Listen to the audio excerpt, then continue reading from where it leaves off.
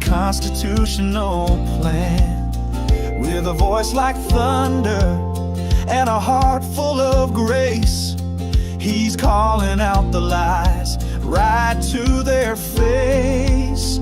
He's got a pup's name, but a prophet's fire. He's pulling back curtains, lifting folks higher from rumble to the pews. He won't back down. There's a holy kind of boldness in his small town crown. He's Professor Toto, truth on the go. With a wink and a word, he's stealing the show. Like that little dog in the land of Oz, he's shouting out truth and he's giving God the applause. He's exposing the smoke, breaking the spell, ringing that liberty bell. So shout it from the steeple, shout it to the town. Professor Toto's gonna turn it all around. He's got a red, white, and blue burning deep in his bones, preaching kingdom and country from his humble home. He don't need a spotlight, don't need a stage, just YouTube Live and a righteous rage. With a Bible in hand and a founder's dream, he's waking up the church, raising up a team. He ain't fooled by glitter, he ain't sold on the spin. He's calling out wolves in sheepish skin.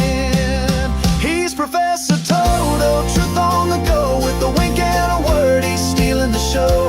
Like that little dog in the land of Oz, he's shouting out truth and he's giving God the applause. He's exposing the smoke, breaking the spell, ringing that liberty bell. So shout it from the steeple, shout it to the town. Professor Toto's gonna turn it all around. Now the world may mock and the news may spin, but Toto don't flinch, he knows who wins. With a kingdom compass and a patriot soul, he's marching in truth till the trumpet rolls. Oh, Professor Toto, keep walking bold. The word in your heart and the fire in your soul. You're lifting the veil, calling truth by name, shining heaven's light on the devil's game. You're exposing the smoke, breaking the spell, ringing that liberty bell. We're shouting hallelujah as the lies fall down. Professor Toto's turning it around. Yeah, Professor Toto, keep pulling that curtain down.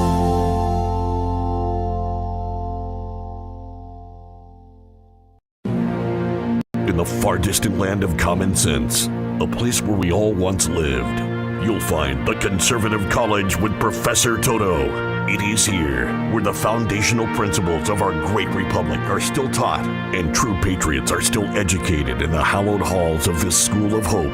Just like the iconic puppy from The Wizard of Oz, who found great joy in pulling back the curtain on the lies of the wizard, so does Professor Toto. Grab your seats and welcome to the Conservative College. Class begins now.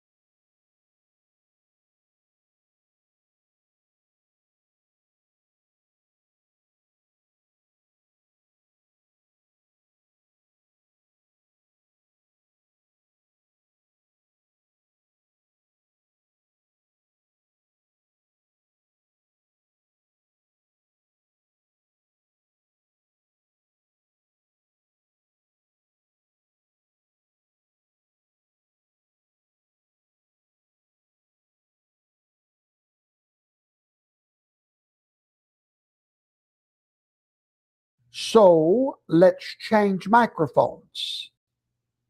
Let's change microphones and try that. Can you hear me? No sound? Okay. Can you hear me? Annette Burgess. Thank you. Thank you. Thank you, Mona Brewer. Thank you, Mona. Thank you. Thank you. Much better. Thank you, MJ, for him. Wonderful. All right, let's start over tonight. Good evening, America. This is Professor Toto coming to you from coast to coast, shore to shore, and even more all around the world. Tonight, I am hiding out in the basement of the Conservative College. This is a very secret chamber, and therefore the video quality is horrible here. But I cannot help it because what I have to teach tonight is so important. I did not want them to find me. Now, yes, I'm being facetious, but I am in a different location and the video quality is wretched. I apologize. It was that or no show. So here we are. Hello, Diana Coral and Stacy Swan, Kenneth Owens, Cindy Riggs. Good evening to you tonight. Good evening, everybody, all over the fruited plains. Hello, Rumble. Hello, Roku. Hello, FHTV.tv. Hello, app on your phone, wherever we're live. Hello on Substack. We're live there tonight as well. Brenda Pierce, hello. Rachel Mamfelt, hello. Stephanie McGuire, hello. All right. So tonight is very different, very different. Hello, Michael Ferguson from Missouri.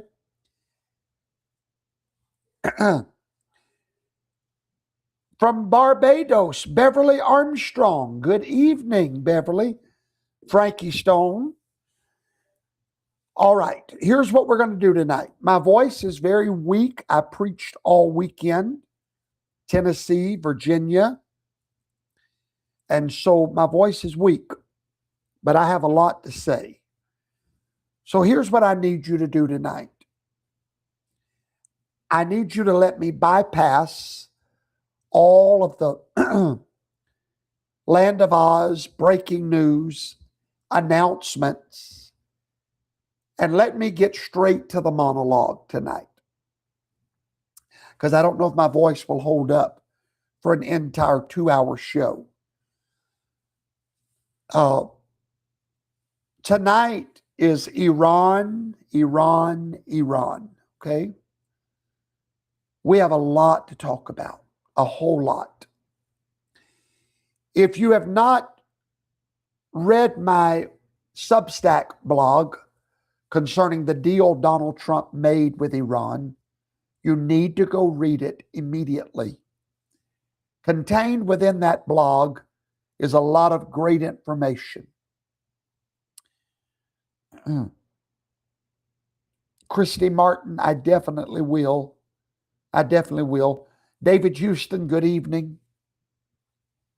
Appreciate every one of you. Listening in Nancy, Kentucky, in the holler. Brother Tim Hall, good evening, Brother Tim Hall. All right, here's what I need everyone to do. I need you right now to pay your tuition for my class. The Conservative College is not free. You have to pay tuition. How do you do that? You give back by hitting the like button, the love button, and the share. Don't forget the share button. If you know of anybody tonight confused about the Iran war, primarily those that are even saying that the war was unnecessary, really no need for it. Even if we got a great deal, we should never have gone in the first place. If you know of anyone, even MAGA, that's just not understanding Donald Trump right now. You have a duty to get them in this class right now. Okay? So I want you to do that. Tonight's class is total monologue. Luz, her tuition is paid. Thank you. She's not a freeloader. She's not a socialist. When I get through tonight, hello, Keys to Victory Ministry from California. Greetings. Yes, we are praying for California. Absolutely. They desperately need prayer in the state of California right now. Also, Mississippi, where I'm from, almost hurricane-like weather there on the Gulf of Mexico, or the Gulf of America. Lord, forgive me. What I'm doing now, I'm giving you time to share. If you're on Facebook, hit the share button. And don't just share. Put a message that says you need to hear the truth about Iran. Doritos, the Great and Powerful, says they are sharing my Substack like crazy to show people the difference between the Obama deal and President Trump's. We're going to be going over that deal at the end of the monologue tonight. So, hello, Rebecca Jones from Georgia. Georgia. Georgia. Just an old sweet song keeps Georgia on my mind. So, all right, are you sharing? All right, I'll start the minute you share. I'll get this party started. I'm ready to roll with it myself. I do apologize for the video quality again. I want you to know there'll be no announcements tonight, no plugs, no Land of Oz. There's only one story tonight. I have two jobs I want to do tonight. Job number one, there are many people in our movement that ride with me every Tuesday night who are upset right now about us sending money to Iran. Okay? I'm not going to just wave away your concern. I'm going to honor it. I understand it. Words like Reconstruction Fund is not words we really want to hear. Okay? $300 billion is a number that is being deliberately sold to you by the mainstream media. And us giving that kind of money to a nation that screams death to America is not something any of us are happy about. I acknowledge that. I am right there with you. Something in the gut of a patriot turns over when we hear that kind of money. You know, when we just won this war, and now we turn around and cut a check to the people that lost the war, did we just send American hard-earned money to the Ayatollahs? And I'm going to answer that question tonight completely. I'm going to go over the terms of the deal at the end of the broadcast tonight. We're going to go through every term. Have your handy-dandy notebook ready. I'm going to put all the receipts on the table tonight. You will leave this class the most educated Americans in all of the Americas.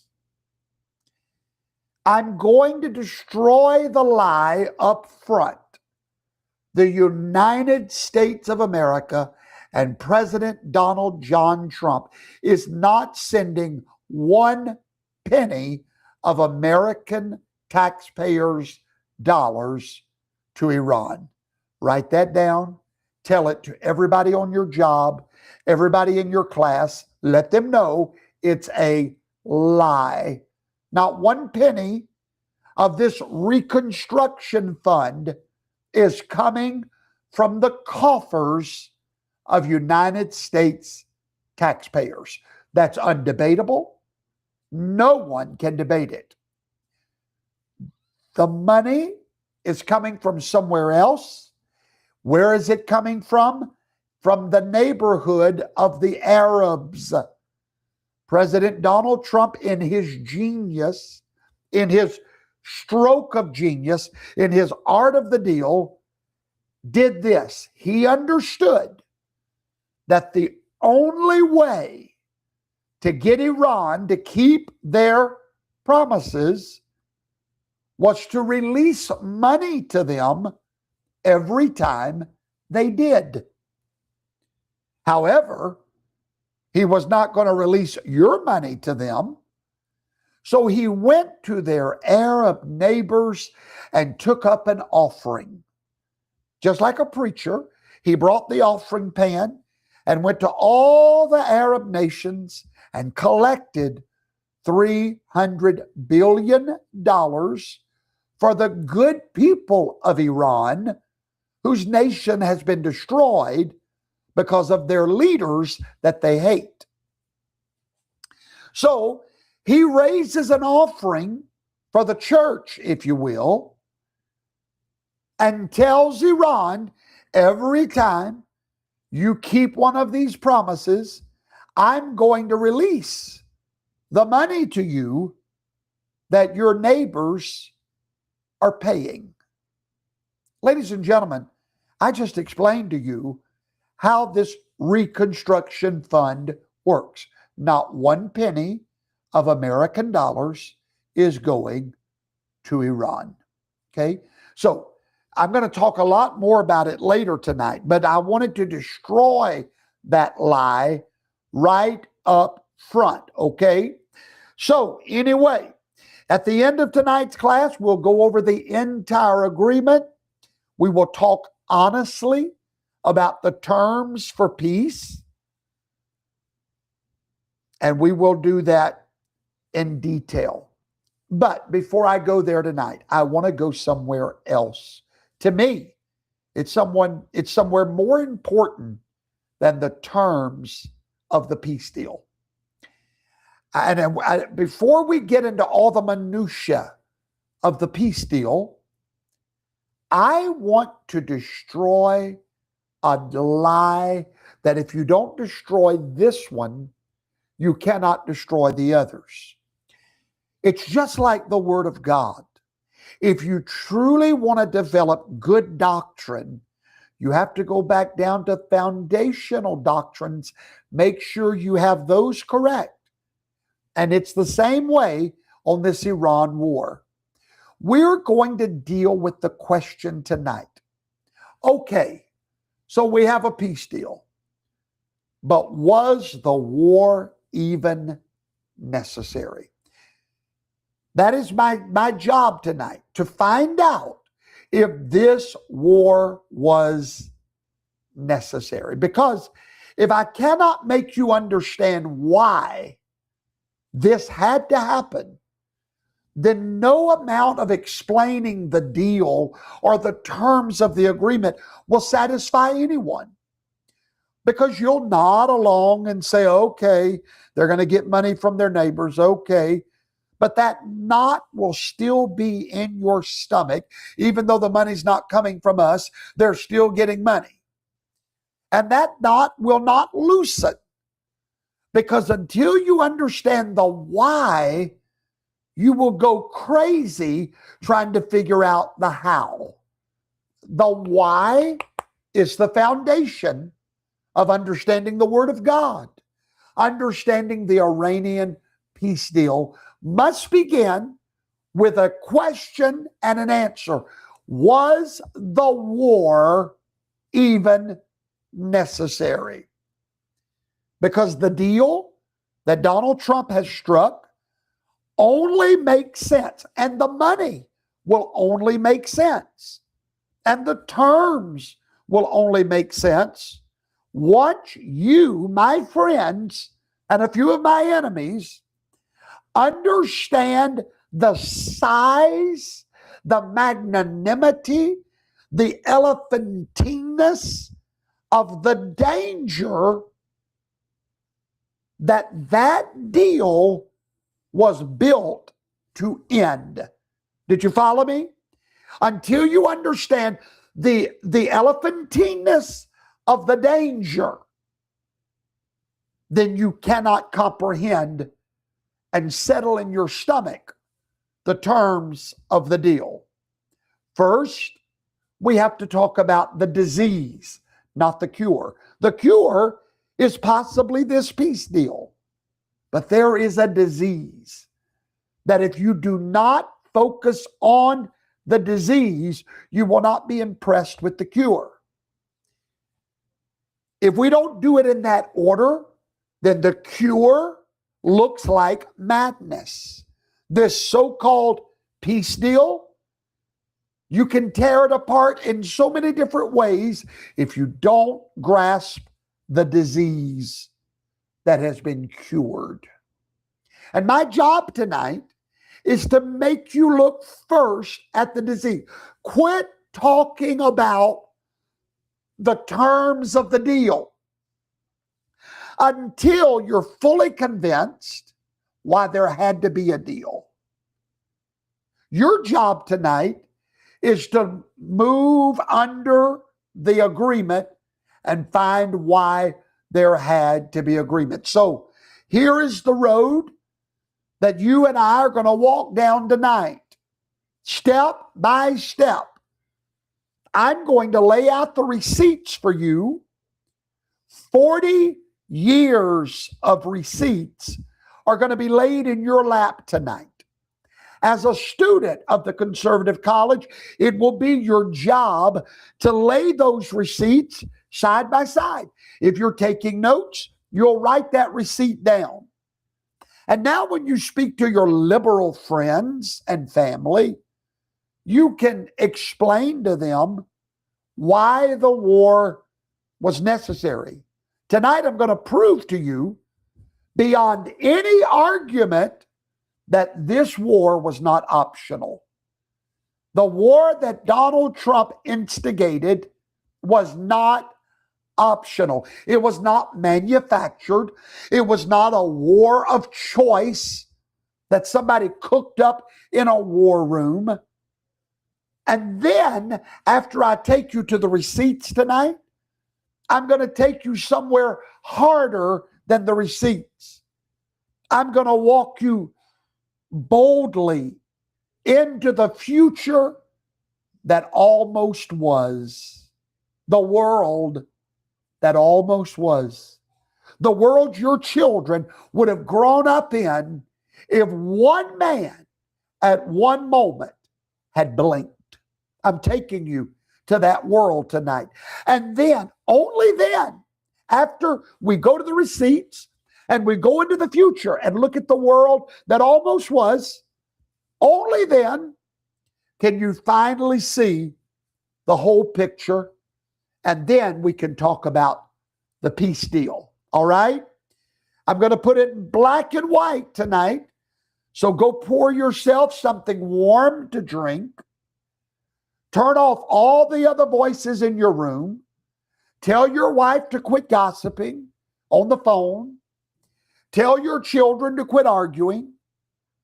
Because tonight is going to require your ears, your comprehension. Shut down everything and focus on Professor Toto, because I speak the truth. And you're going to hear it tonight. So let's begin. Was the war necessary? Do you know what the easiest job in the world is? It's a Monday morning quarterback. It's the easiest job in the world. Because you begin to say, after everybody else carried the football, poured sweat, got their vertebrae broken to win the game, then Monday, after you put nothing into the game, you come back with what you would not have done.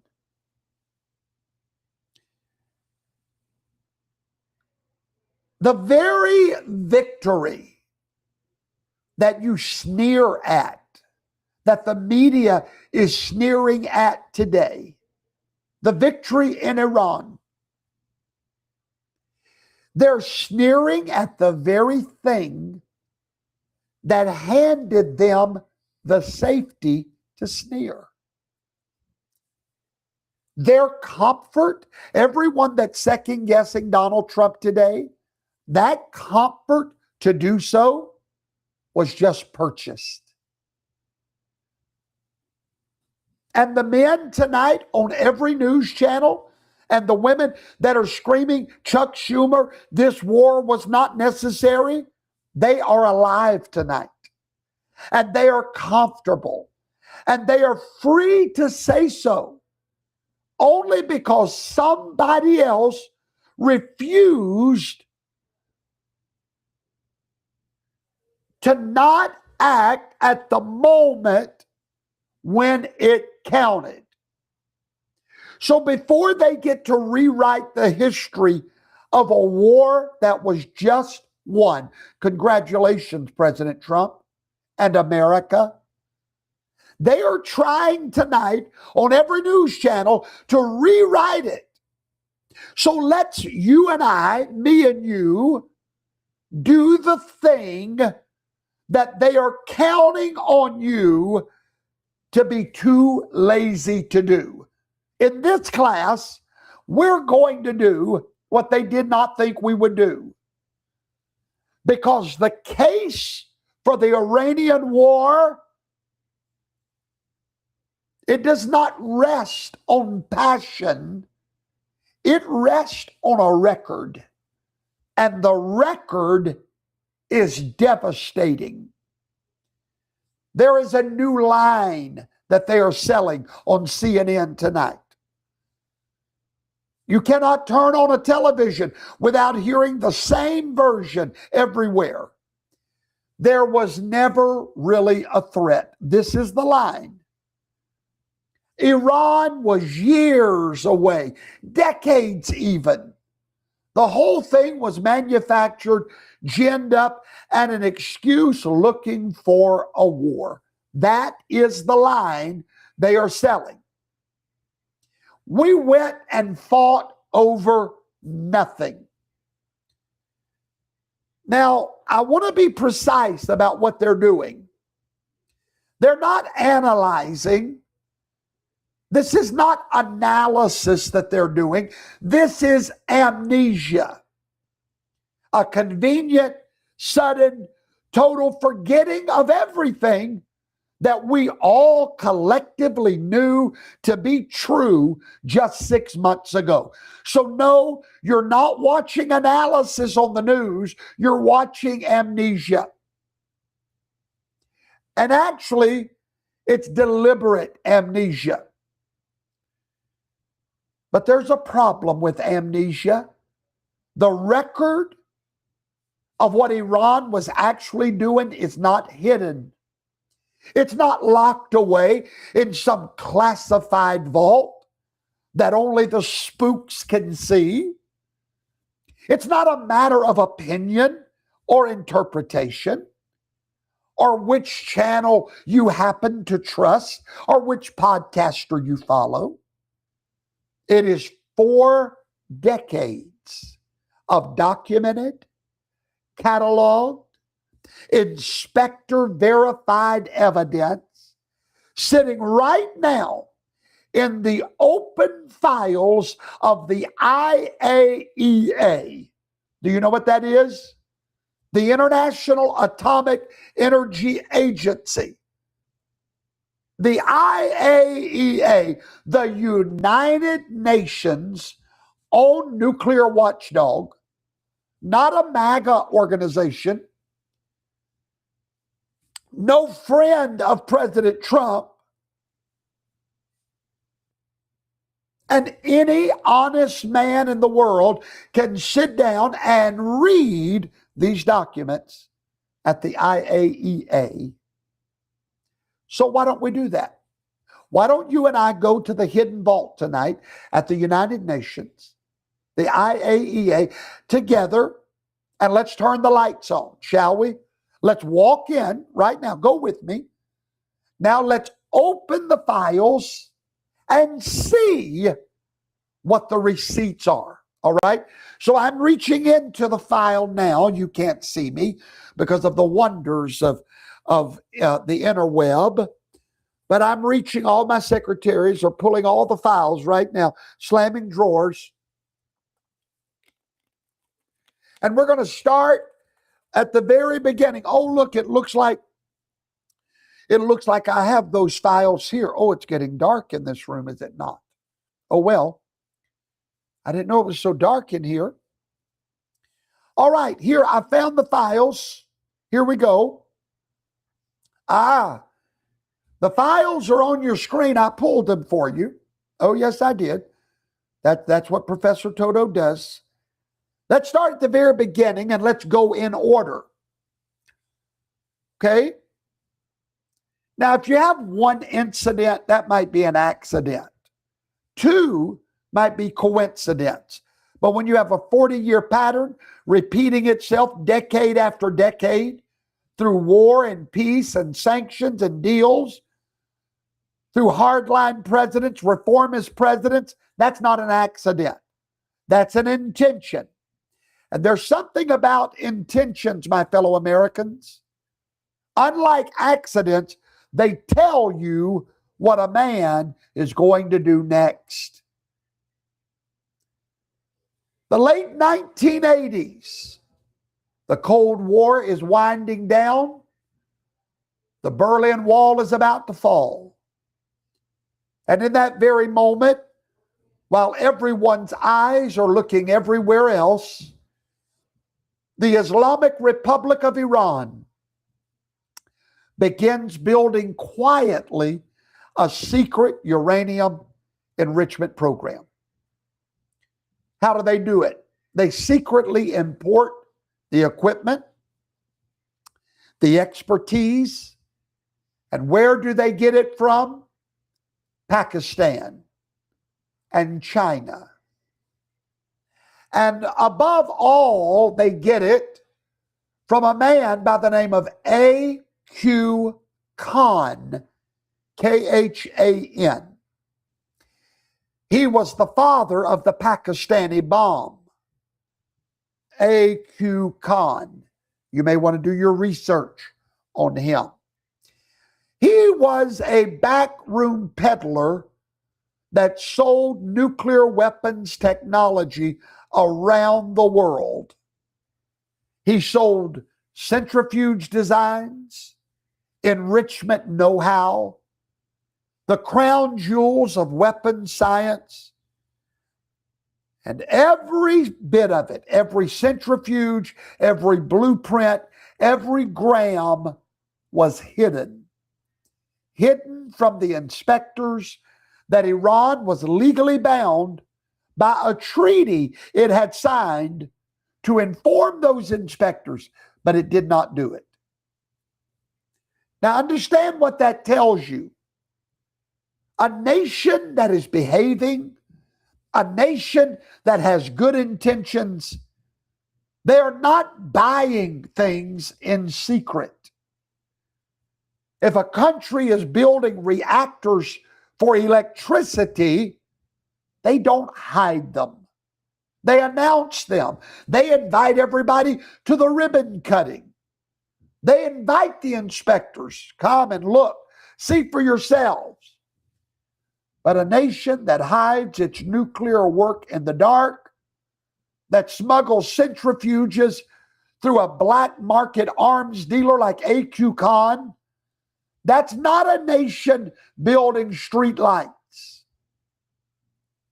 That is a man digging a tunnel under his neighbor's fence at 3 o'clock in the morning. And you don't need to wait for that neighbor to come up on the other side to know what he intends to do to you and your family. You know it because he's digging a tunnel in the dark. Now let's move forward. Let's go to 1999.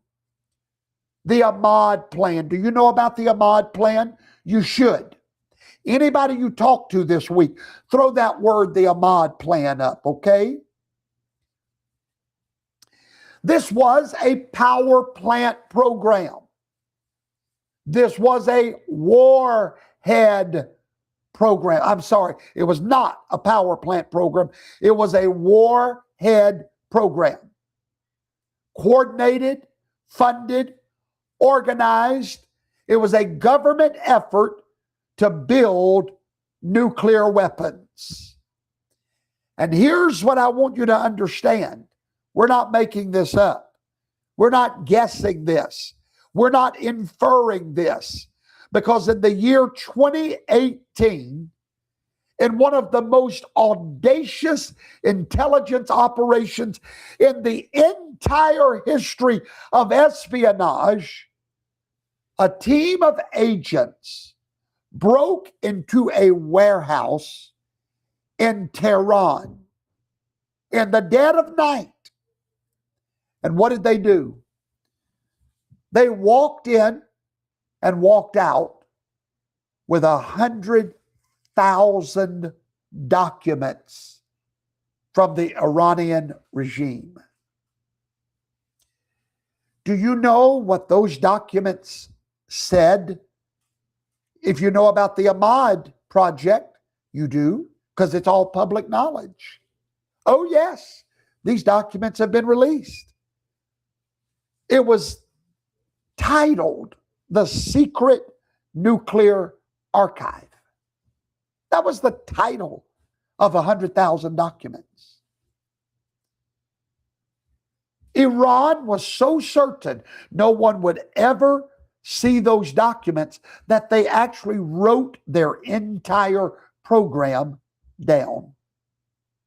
And according to these records, they have since been analyzed by the entire Western world.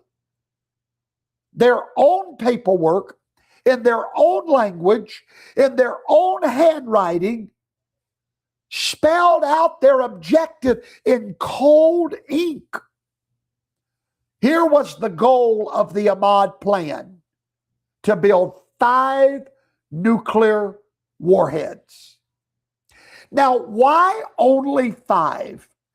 If you'll stay with me tonight, it's going to blow your mind to see what their real plans are. They only wanted 5 nuclear warheads. That's not a lot compared to what Russia has or what I have. So why 5?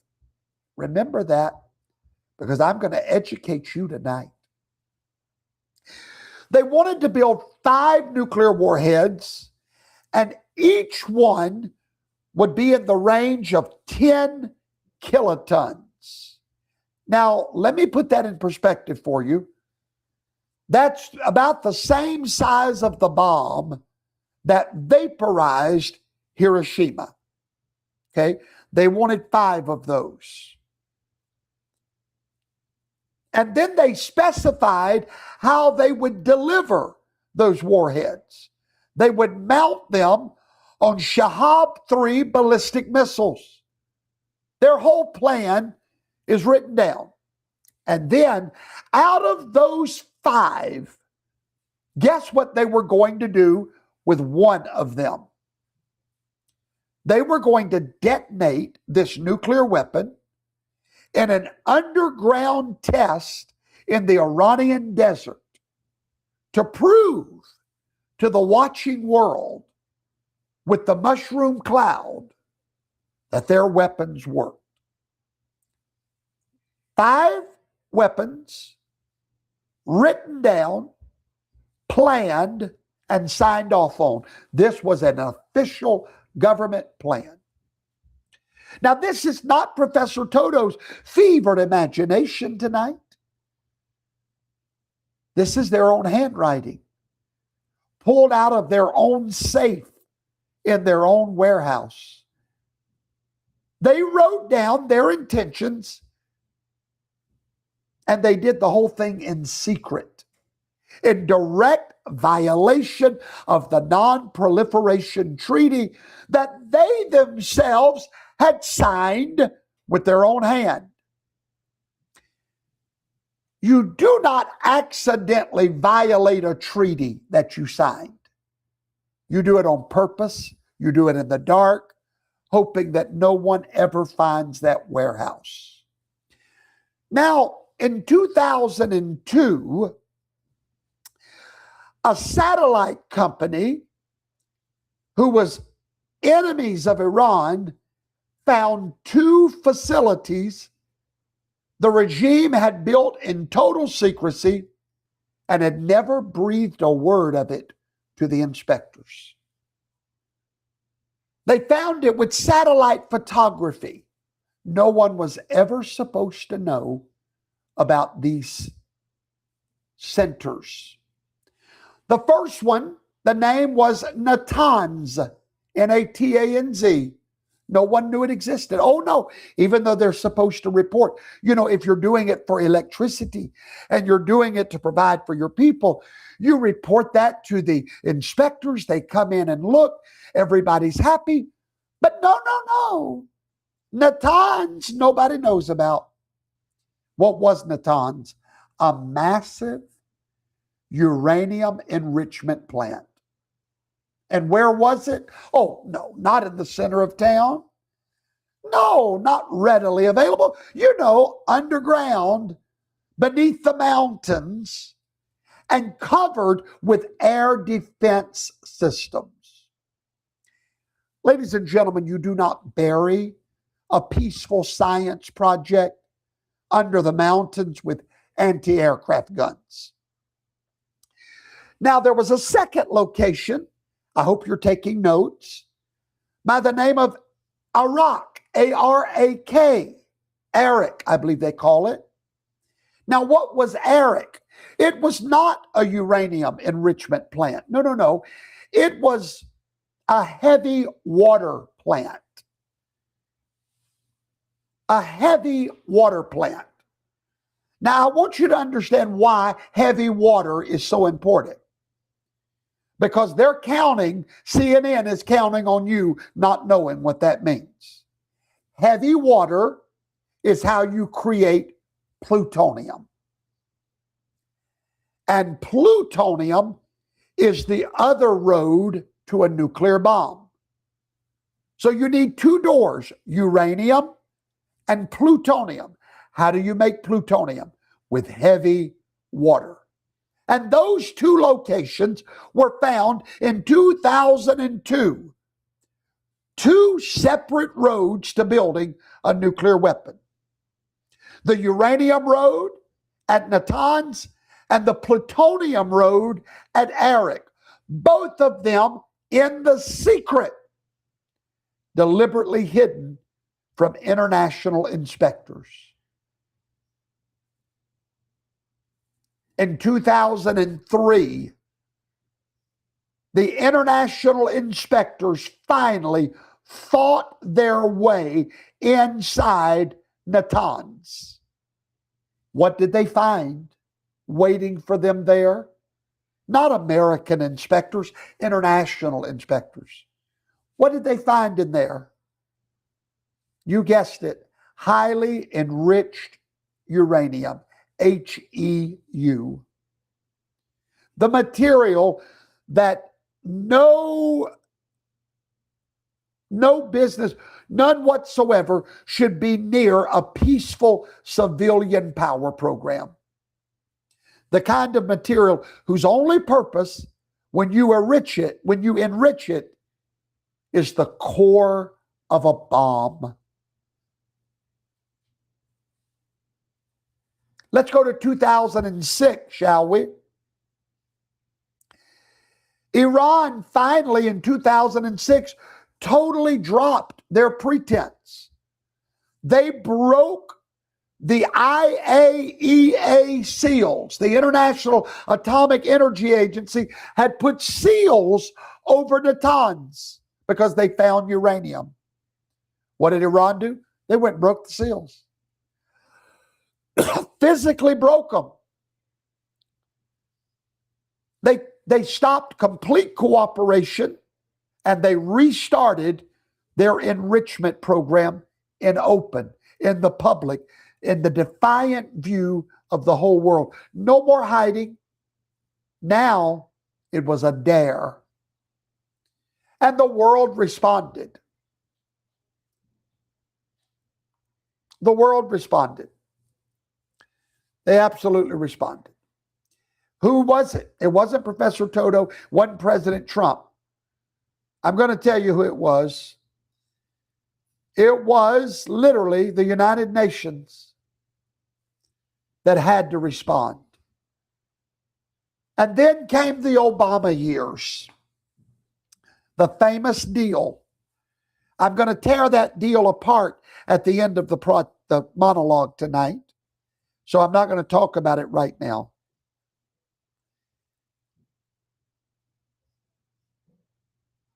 Let's go to May the 17th, 2025. Here is what the IAEA published. This is not my numbers. This is their numbers. They said as of May 17th, 2025, there was 408.6 kilograms of uranium enriched all the way to 60%. And by mid-June, that number had climbed to 440 kilograms. Let me tell you what that means. Iran was the only nation on this entire planet that does not have nuclear warheads that was sitting on a stockpile of 60% enriched uranium. The only nation on earth. There is no civilian reactor on earth that runs at 60% uranium. Most power plants run on 3 to 5%, not 60%. 60% has one destination. And that pile of uranium, once enriched the rest of the way to 90%, that short distance, 60 to 90, was enough, according to the IAEA, to fuel something on the order of 9 nuclear warheads. 9. Don't take my word for how close the clock was ticking to a bomb. How about you take the word tonight of a hostile witness?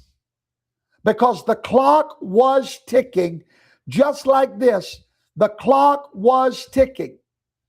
Obama's deal was a countdown to a bomb. And that clock was ticking, my fellow Americans. Let's go and listen to the quote of Anthony Blinken, Joe Biden's Secretary of State. No friend of Professor Toto or Donald Trump, and a man with every political incentive in the world to downplay the danger.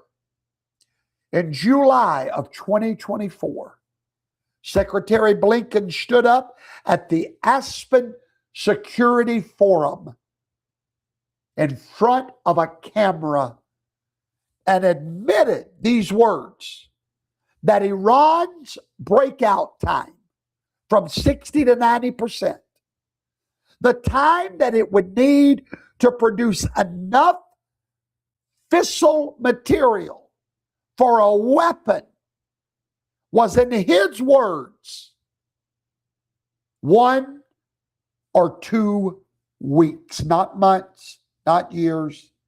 Anthony Blinken said they could reach 90% in 2 weeks. Now, Blinken was not saying that they would be able to screw together a finished deliverable mounted on a missile bomb in 1 or 2 weeks. Not the the work of it, he was saying that the uranium clock, the hardest part of the bomb making, the time to produce the material, the explosive heart of the weapon, was 2 weeks away. That's Joe Biden's own Secretary of State. He told the truth about the danger. So there it is on your screen. There's the file.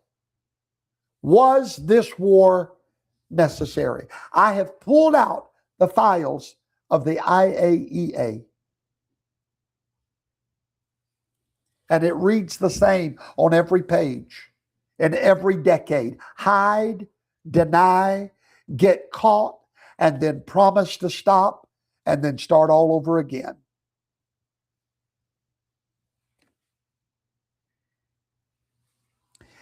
Let me explain something. This was never, for one single day, a question of whether Iran wanted the bomb. The receipts answer that question. The only question left standing was what kind of regime was reaching for it. And that is the question that these armchair quarterbacks never ask. So why this regime? And why could it never be allowed? And this is the part we've gone through the receipts now. Okay? We've gone through the receipts. Now, let's go through the reasoning. There's the receipts. They're clear. They're plain. But what may not be so plain is why we cannot allow this regime to get those warheads. And I've told you this before, because there is a regime that rules Iran they are known as 12er Shia. They are a specific, identifiable minority, radical cult of power sitting on top of a nation of 70 million people, the most of whom despise that minority regime. Real quickly, one more time.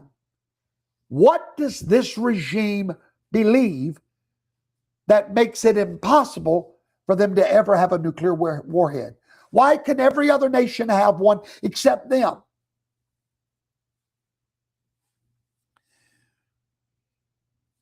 Because of something called the Mahdi, M-A-H-D-I, the 12th Imam.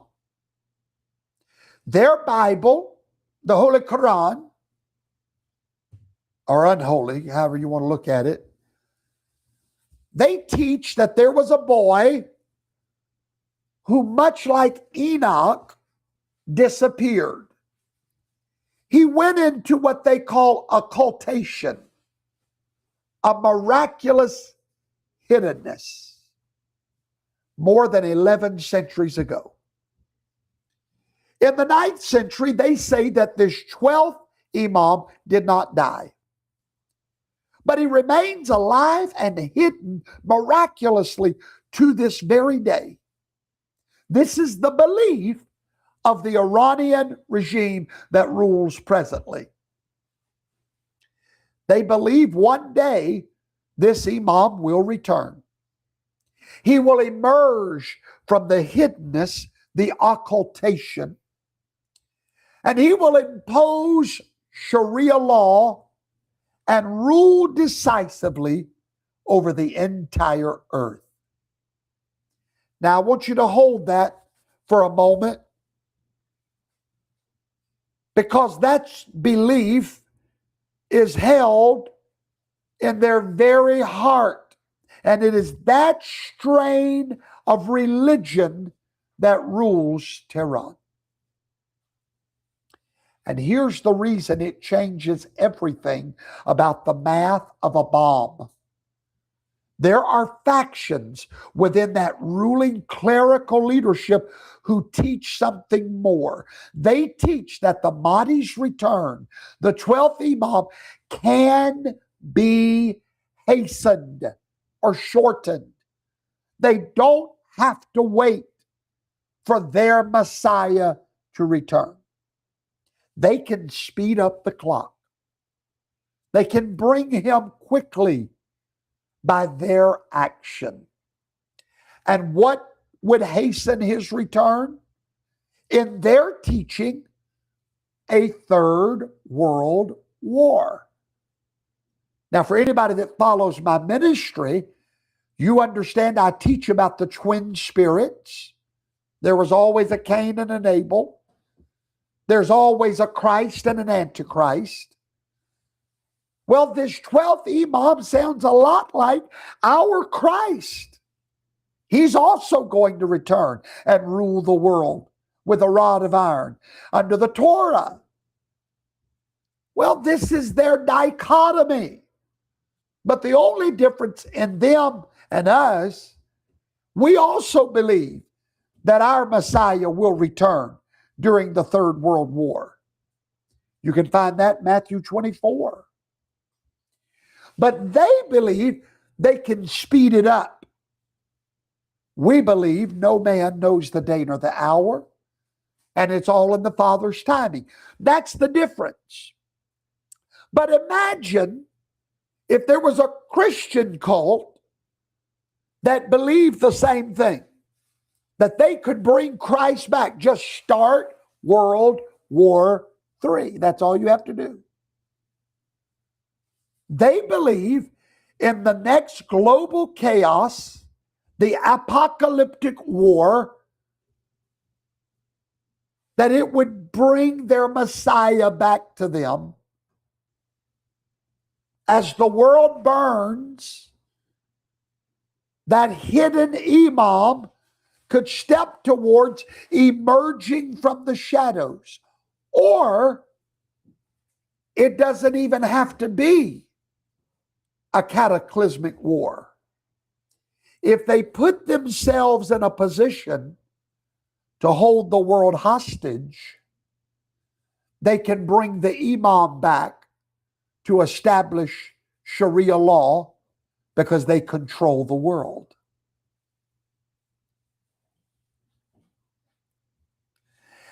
Now, in case you think I'm making that up, have you ever read the Iranian Constitution?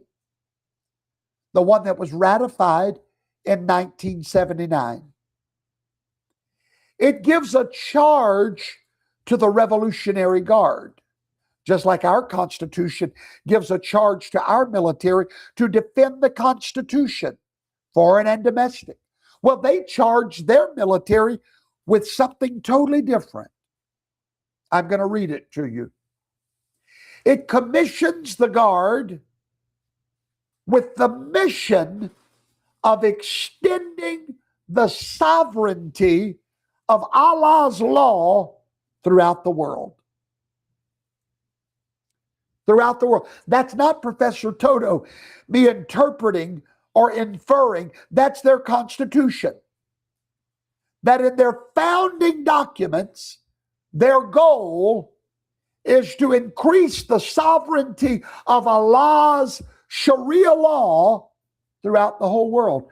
They have the world in view. Now, I want you to think about what that all means. Everything, I've spent an hour now building up to this point. Was this war necessary?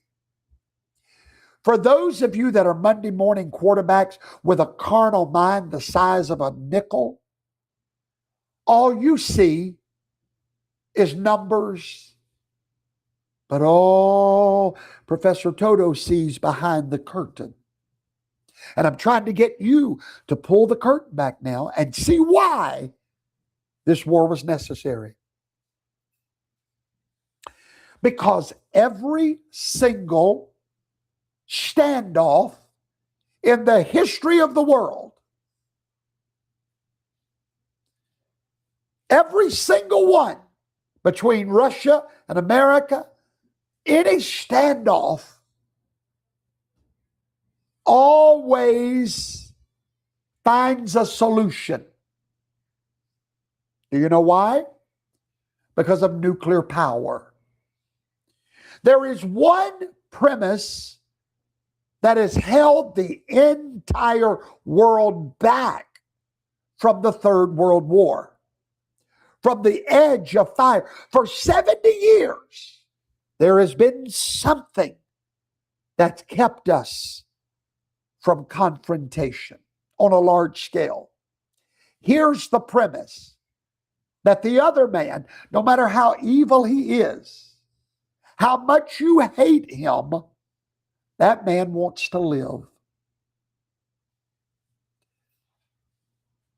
We survived the Cold War, 40 years of it, with 9,000 nuclear warheads at the push of a button, aimed at our cities and ours aimed at theirs, for one reason. Because even those cold, godless men in the Kremlin over in Russia, they feared their own death. They feared the deaths of their children. They wanted to live, see their grandchildren live, every bit as much as we did. The bombs kept the peace. The strategists call that MAD, mutually assured destruction. Because both sides agree deep down that the end of the world meant the end of them, and it had to be avoided at any cost. The entire doctrine that kept your grandparents alive through the 1960s rested on that single assumption: both men are afraid to die. But now, take that bomb, the same fire, hand it to men who have built their theology, their state, around the belief that the end of the world is not a thing to be feared, but a thing to be prayed for. Men that would read a mushroom cloud rising over a city not as a failure of their plan, but as the fulfillment of it. The fire is not the thing they dread. The fire is what they've been waiting 11 centuries for.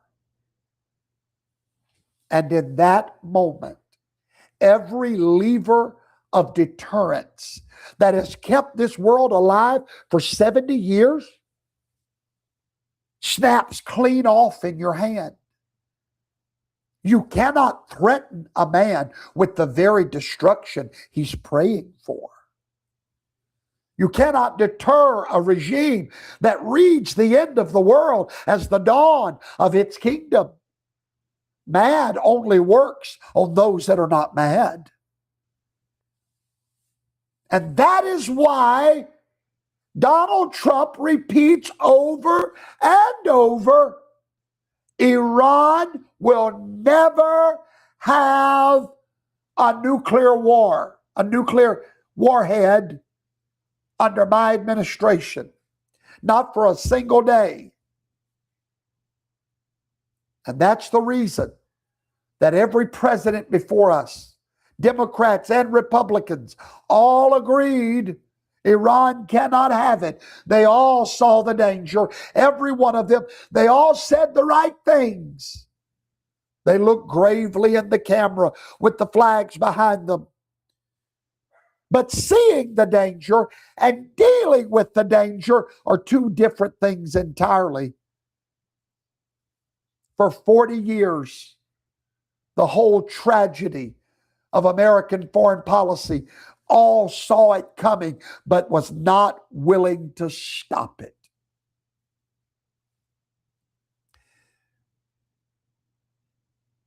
I've already set the receipts on the table tonight. And then I told you why they cannot have a nuclear weapon. But I want to take you now to the future. A future that was real 2 days ago. A future that was 3 years away, maybe less. But the future that was coming without Donald Trump.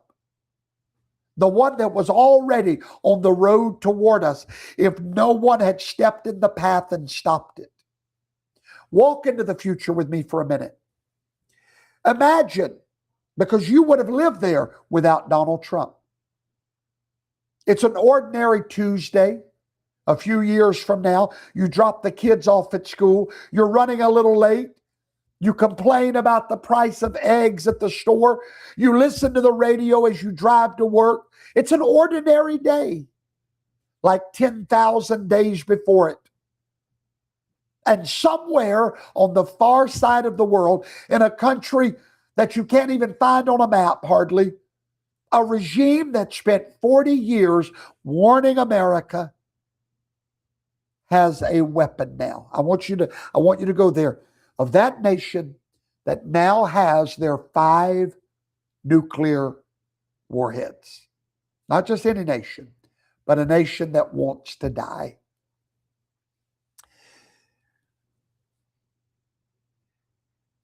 All of a sudden, the whole world changes. Now, that may seem strange to some of you. You're like, why would the world change with Iran having nuclear warheads when everybody else has them? Think about it. Everybody else don't want to use them. Everybody else is not desperate to get them. They got them to defend themselves. Okay? All of a sudden, the world changes. Suddenly, 1,000 miles or however far they were, dead in the center of the earth, a weapon is available to destroy huge cities in America.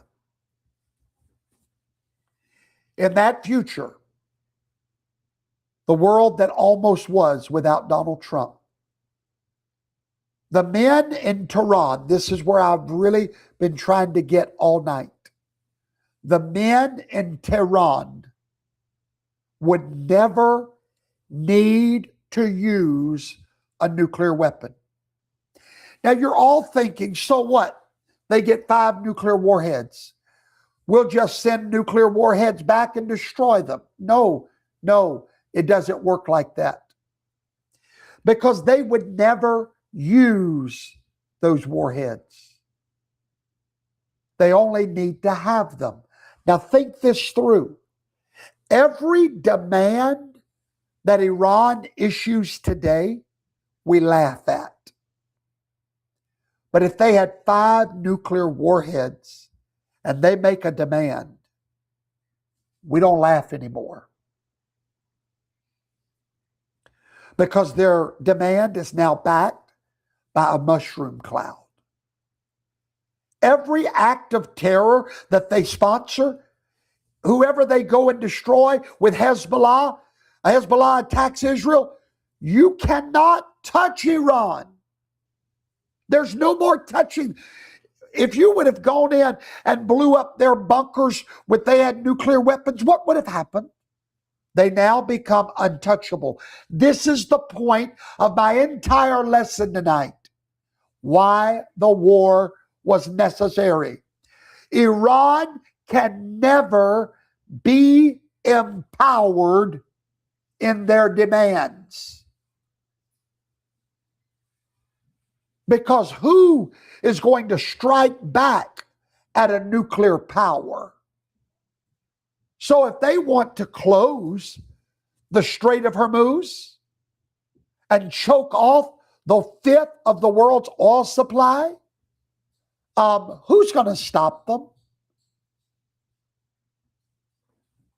If they want to expel the American fleet from their waters, who's going to stop them? Every ally would now not touch them. The whole free world, the entire architecture of peace that we've known since 1945 would now have to ask permission from Tehran a nation that's not afraid to die. So let me explain it to you like this tonight. The reason the war was necessary is not because Iran could destroy us, but they could take the world hostage. They could hold the entire world quietly at gunpoint because they're not afraid to die. We are. They're not. And they've got 5 nuclear weapons that the minute they shoot one, the entire world goes into World War III, goes into nuclear weapons. You understand? They now hold the world hostage with their demands. And now their imam can return and rule the world because they hold it hostage.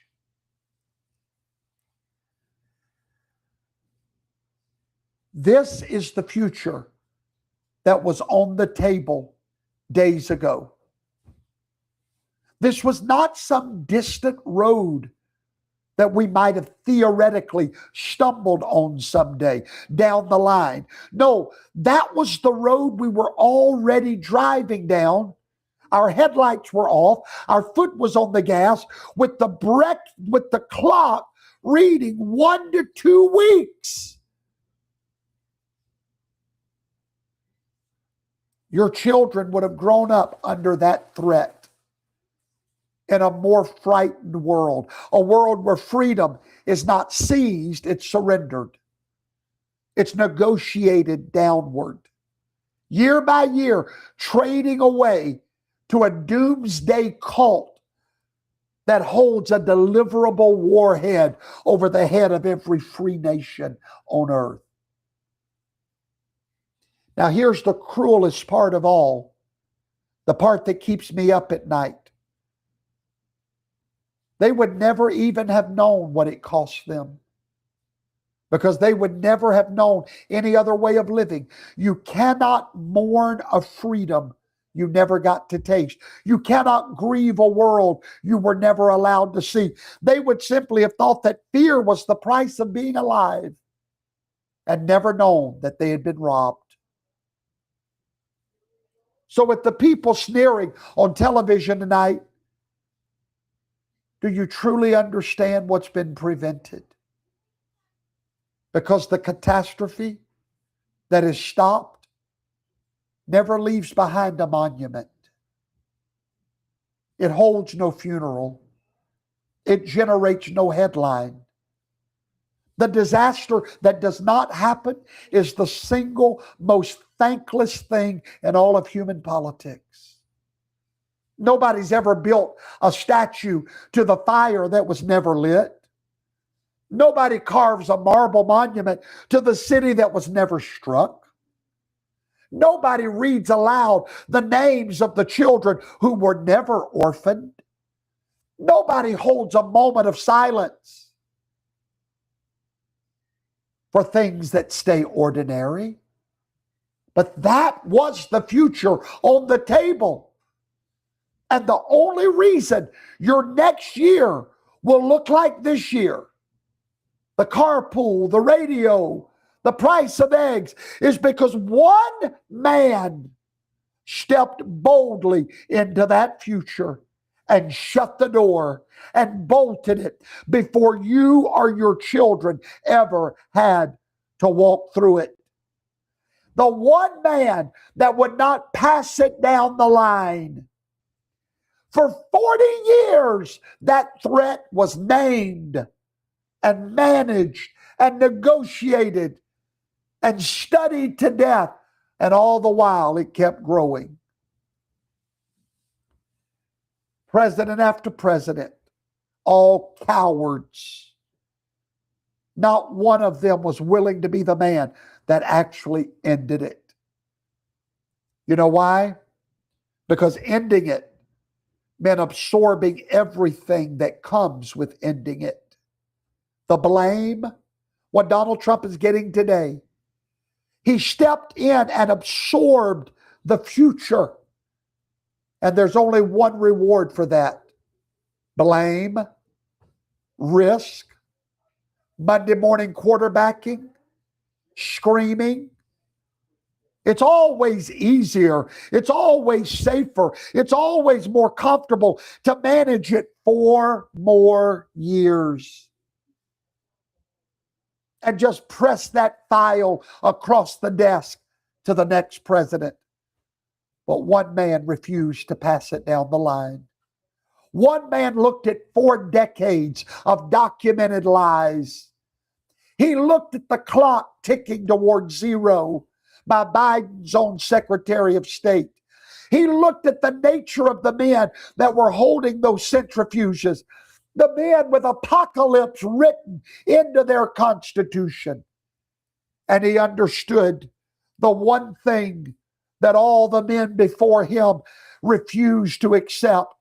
You do not negotiate in good faith with a regime that welcomes the end of the world. You disarm it. Donald Trump was willing to absorb the screaming that some of you are doing today.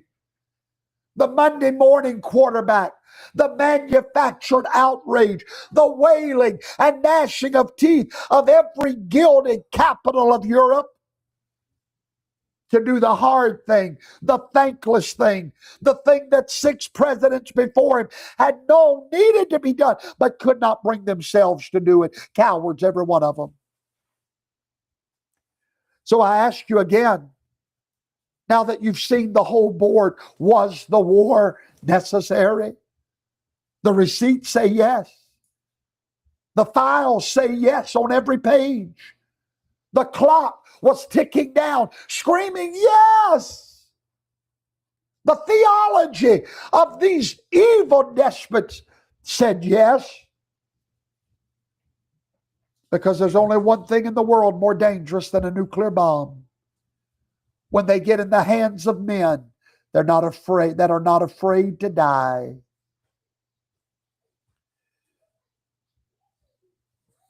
Thank God for President Trump. I want to take it a little bit deeper tonight if I can. If you'll stay with me a moment, please. There's a story in the Bible in 2 Kings, the 14th chapter. You'll meet a king there by the name of Jeroboam. He was not a good man. He didn't truly love God. He was a man with a very bad past. But here's what the Bible says about him. It said that God raised up Jeroboam so that the name of Israel would never be blotted out under heaven.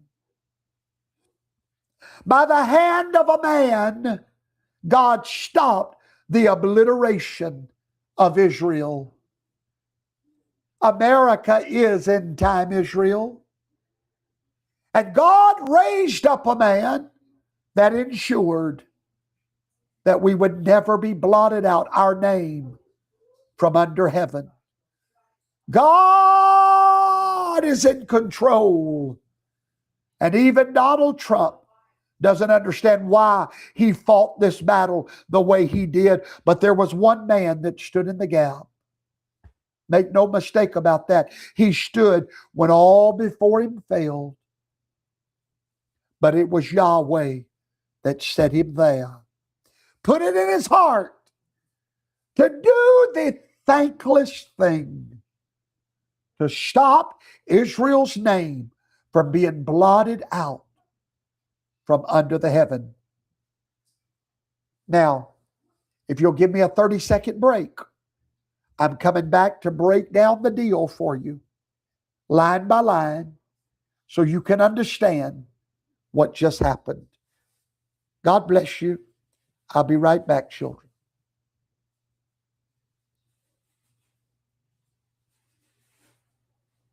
Have you considered when you spend your money at these mega corporations where it's going? Are you aware that your hard-earned money is being used to support political corruption, which leads to poor federal leadership, hurting our economy, contributing to the overall detriment of our society? This is heavy stuff to think about, I know, but it's time we fought back. Introducing Professor Toto's The Patriots Buying Club. Here, we are a club that gives you the power to invest in companies that uphold patriotic and conservative values your family can respect. Rather than spending your money with these major corporations, we've partnered with a direct consumer company that offers over 400 high-quality, sustainable, and effective products that can be delivered fast directly to your front door. So many patriots across America has joined us in this walkaway movement. Now it's your turn. Go to www.buybywalmart.com to join Professor Toto's The Patriots Buying Club today.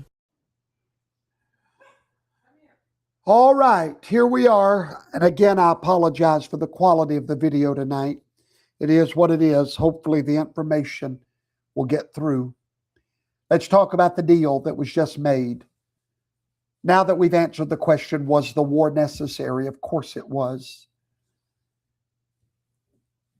Now we've got somebody on here by the name of Hokey Pokey Poe that keeps saying the stupidest stuff in the world. So I'm going to call you out, Hokey Pokey. I'm going to give you the attention you so desperately deserve. Hokey Pokey is lying to y'all. He said something earlier. I want to see if I can find it. Let's see if we can poke out Hokey Pokey.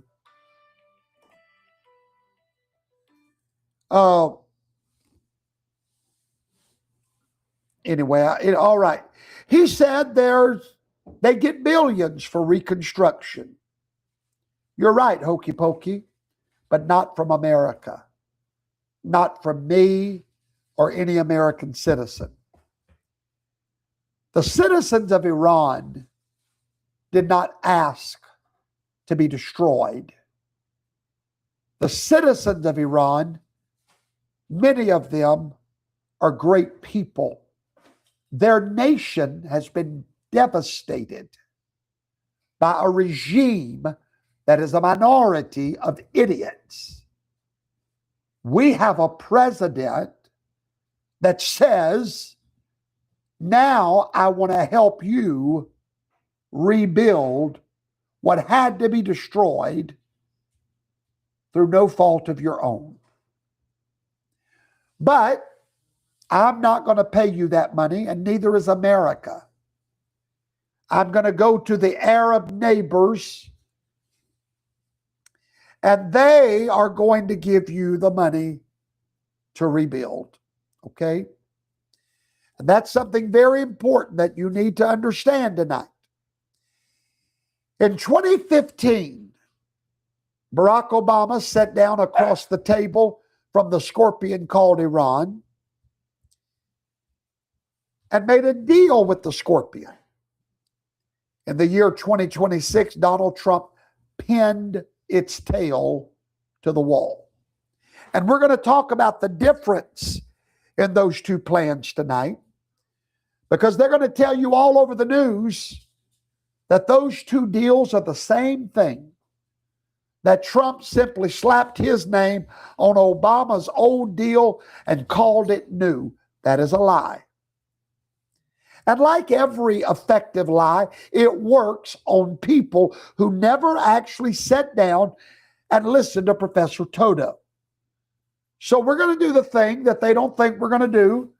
We're going to read both deals tonight. Are you ready? Wake up. I don't have a bell to wake you up tonight. So here's what we're going to do. Let's go over both deals, shall we? If you've got a piece of paper, on one side, put Obama's deal. On the other side, put Trump's deal. Let's begin with the actual text of the deal signed on July 14th, 2015. The name of that deal was the JCPOA. And by the way, you can get all of this in my Substack. If you're a subscriber free of charge on Substack, I'll be putting my newest blog out tonight. Oh, I'm sorry. The details of this deal are already on my blog.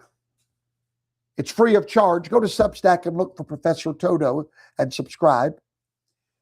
I want to say tonight that these are not my numbers that we're about to read. I'm reading you literally from that deal itself. The JCPOA, Obama's deal, permitted Iran to keep right on enriching uranium on its own sovereign soil, capped at 3. He capped them at 3, all right? He allowed them 67% purity, and they could hold on to 5,000 centrifuges and a stockpile of 300 kilograms. This was all in Obama's deal. Now, the centerpiece, the beating heart of the thing that they proudly called the nuclear deal, was that Iran got to keep its nuclear program up and running, spinning, operational. It was permission with a leash on it. It was not prevention. The Scorpion, Iran, got to keep its sting entirely intact. We simply agreed by treaty to admire it from what we hoped was a polite and safe distance. Now, the leash that we put on Iran had an expiration date built right into it. And here's the part they bury on the news, and they hope to God you never learn about. Fortunately, you're a student at the conservative college. They call it the sunset clause. So let me tell you what it is in plain English. A sunset clause is a provision written so that the restrictions don't last forever. They simply switch themselves off automatically as the calendar turns. The sun sets on them, they expire. The caps that was on the centrifuges, after 10 years, the hard limits on the enrichment expired after 15 years. A smooth, paved path carrying Iran right back to where it was, not by breaking the deal, but by keeping the deal. Just wait for the clock to run out. The arms control scholars who studied it at the time, they didn't call it a stop sign. They said it was simply a speed bump, the Obama deal.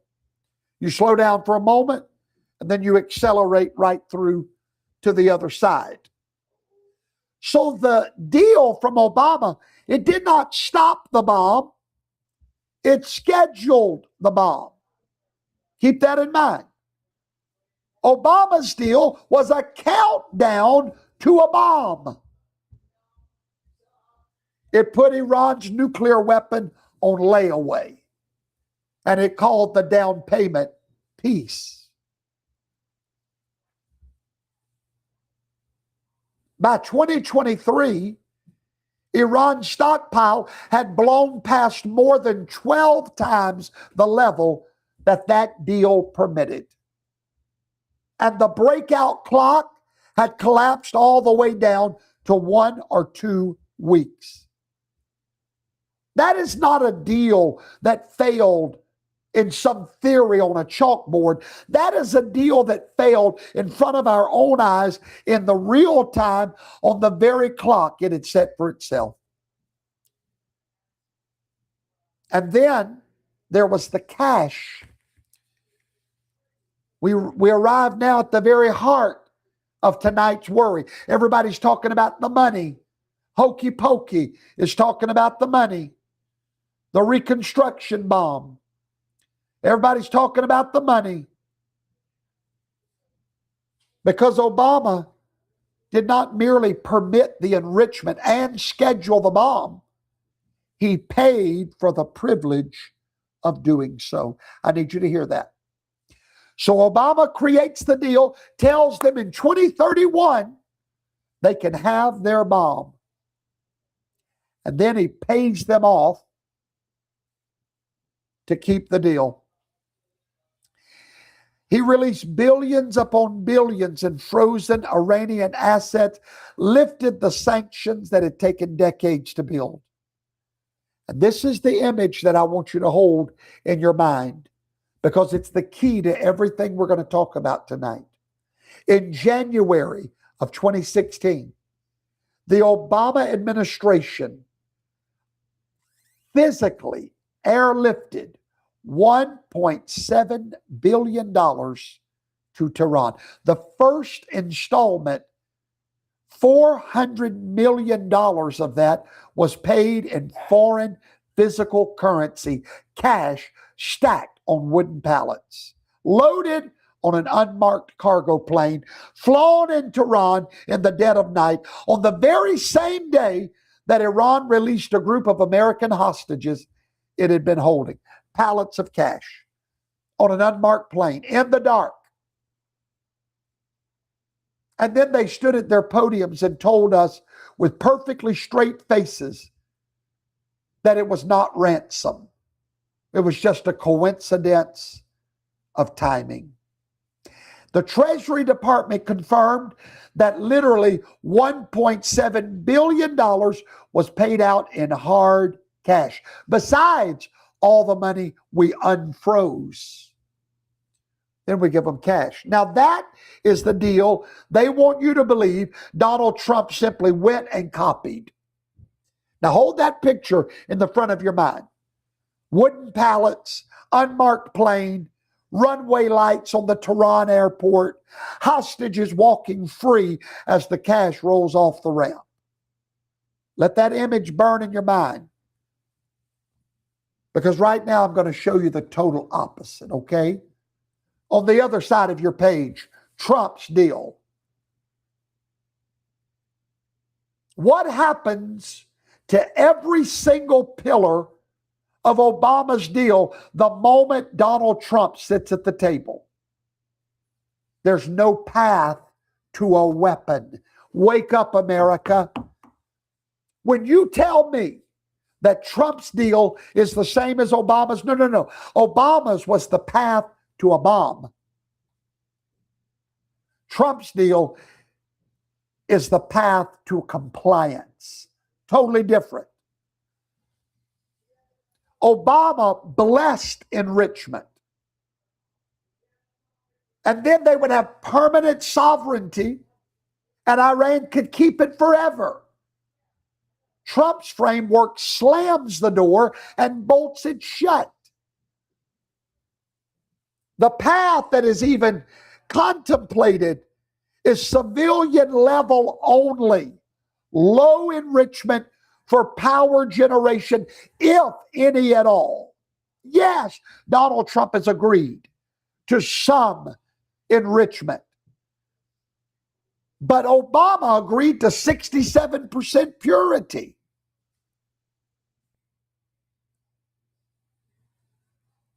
And here's the crucial part. There is no sunset clause. There is no clock that is quietly ticking and hand them back the key.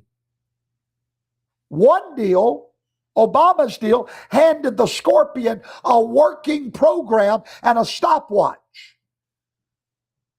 The other deal leaves it at most a light bulb and nothing else. And that poison that the regime has already brewed, the 440 kilograms of 67% uranium, the stockpile that is enough for 9 bombs, if it's enriched, that comes out of Iran, removed, down blended, back down to harmlessness, or destroyed outright.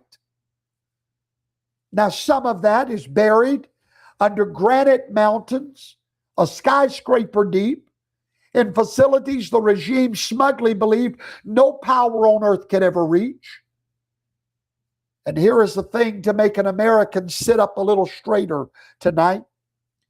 The United States of America is the only planet on earth, the only nation on earth, with the bombers and the bunkers necessary to dig out those mountains. Obama's deal would have politely allowed Iran to enrich its way toward that line of nuclear weapons on a timer. The sunset clause. Donald Trump's framework reaches a hand down into the mountain and pulls the material off the board. You don't reschedule a bomb, Obama. You dig up the dust. Donald Trump's plan, no sunset, no expiration, no countdown clock at all. And this is the very heart of the matter. Obama's deal was engineered from the ground off to switch itself off over time. What Donald Trump did, he reached out, grabbed the timer, and pulled it out of the wall. The single defining flaw of the JCPOA is the one that it expired directly into a weapon. It's the exact flaw that Trump built his entire framework to eliminate. Donald Trump repaired the flaw in Obama's deal. He killed the sunset. Obama signed a 15-year pause with a built-in surrender at the end. Trump went after a settlement with no expiration date. And so the clock that is running right now, and there is a clock, 60 days, it does not count down to a bomb. It counts down to something else entirely. It counts down to Iran's compliance or to Iran's exposure. Obama's clock was Iran's friend. Now the money. We come all the way back around full circle to the question, the money. I want you to understand from Donald Trump's own mouth, he said, unlike Obama's hundreds of billions of dollars in payments to them, including 1.7 in dollars, no money will exchange hands.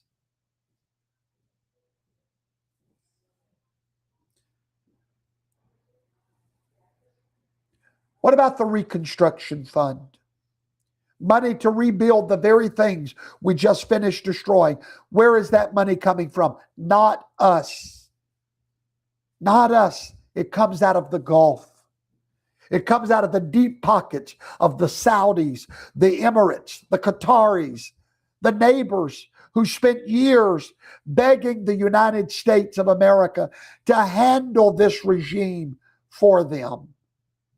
They wanted Iran disarmed more than we did, and they're willing to pay for it. I call it brilliancy.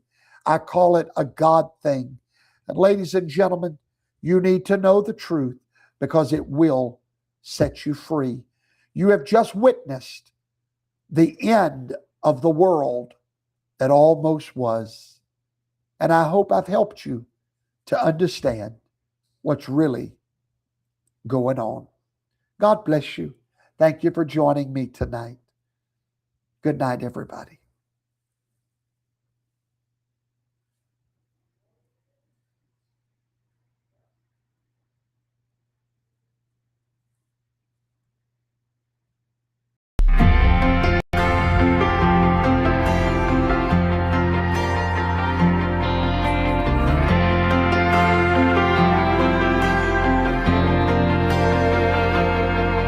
If tomorrow all the things were gone, I'd work for all my life, and I had to start again with just my children and my wife. And thank my lucky stars to be living here today, 'cause the flag still stands for freedom, and they can't take that away. And I'm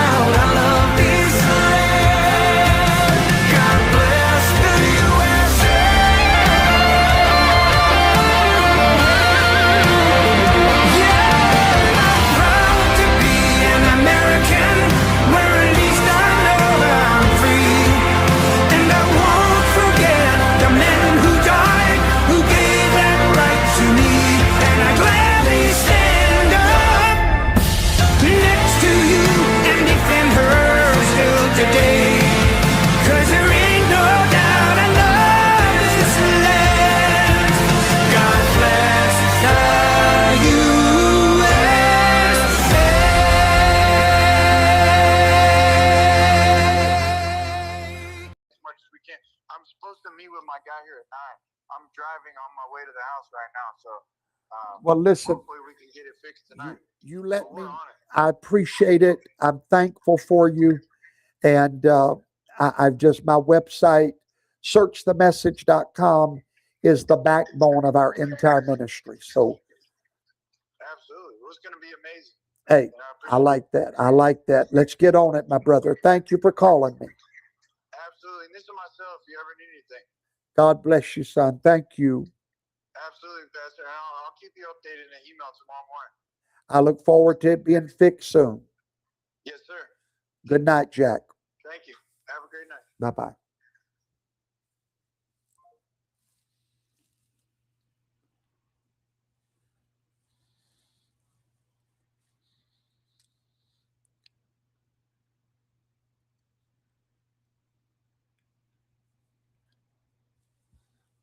Oh, Lord, I'm still live. Oh, Lord, have mercy.